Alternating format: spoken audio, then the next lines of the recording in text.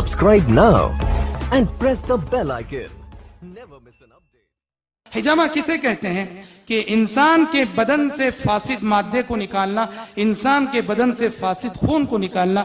یہ نبی کریم صلی اللہ علیہ وسلم کے زمانے میں یہ طریقہ علاج بہت عام تھا اور بہت ہی آسان طریقہ علاج ہے کہ انسان کو کوئی بھی تکلیف ہو، کوئی بھی مرض ہو، حتیٰ کہ آج پشنے کے ذریعے سے جو ہے بی پی کا علاج کیا جاتا ہے، شوگر کا علاج کیا جاتا ہے، ہارٹ اٹیک کا علاج کیا جاتا ہے. جو لوگ اس کے ماہر ہیں وہ بتاتے ہیں کہ کوئی بیماری ایسی نہیں جس کا علاج اس طریقے علاج میں نہ ہو.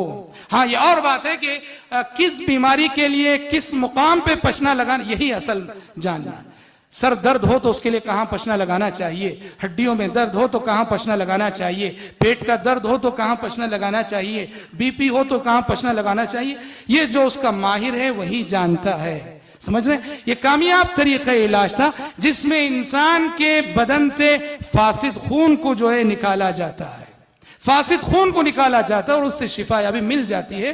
اور ہمارے ایک ساتھی جو کرنول کے رہنے والے، ان کا اپنا تجربہ ہے کہ کئی سال کا درد سر جو کبھی ڈاکٹروں کی دوائی کھا کے تھک گئے تھے اور انہیں شفایا بھی نہیں ہوئی، انہوں نے پشنا لگایا، پشنا لگوانے کے ساتھ ہی درد سر ان کو ختم ہو گیا.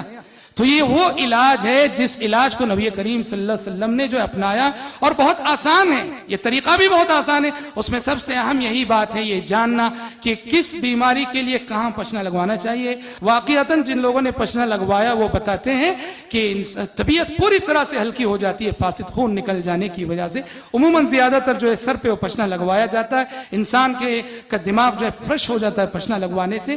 تو اور حدیث میں اس کی بھی تعلیم ملتی ہے کہ آپ نے فرمایا ہے کہ پشنا لگوانا ہو تو عربی مہینے کی 17، 19 اور 21 تاریخ کو لگاؤ.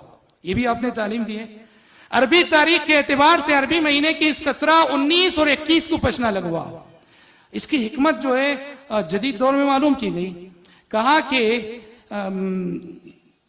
یہ جو 17 اور 19 اور 21 تاریخ ہے، ظاہر بات ہے کہ 14 تاریخ جو ہے 14 تاریخ کو چاند منور ہوتا ہے. چاند سب سے زیادہ جو منور ہوتا ہے، روشن ہوتا ہے، یہ مہینے کے وسط میں اور مہینے کے درمیان میں.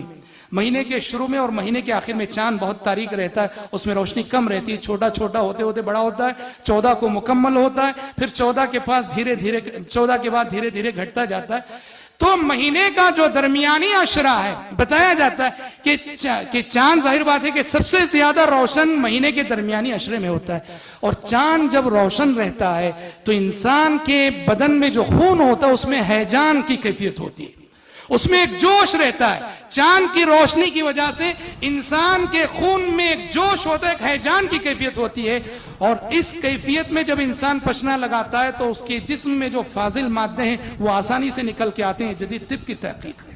قدیم زمانے میں بس یہ تھا کہ مہینے کے درمیان میں جو ہے پشنا لگواؤ، اور جدید تحقیق نے اس کی یہ علت معلوم کی کہ چاند کے روشن اور منور رہنے کی وجہ سے انسانی بدن میں ہیجان کی کیفیت ہوتی ہے، اور یہ کیفیت انسان کے بدن کے جو فاضل مادے ہوتے ہیں، فاضل رطوبات ہوتی ہیں، ان کو نکالنے میں کافی معاون اور ممد ثابت ہوتی ہیں. اور ایسے میں پشنا لگوانا جو ہے انسان کے لیے بہت زیادہ شفا یابی کا جو ہے باعث ہوتا ہے. تو سبسکرائب کیجئے ہمارے چینل اور دبائیے بیل کا آئیکن تاکہ آپ کو ریگولر نوٹیفیکیشن اپڈیٹس مل سکے.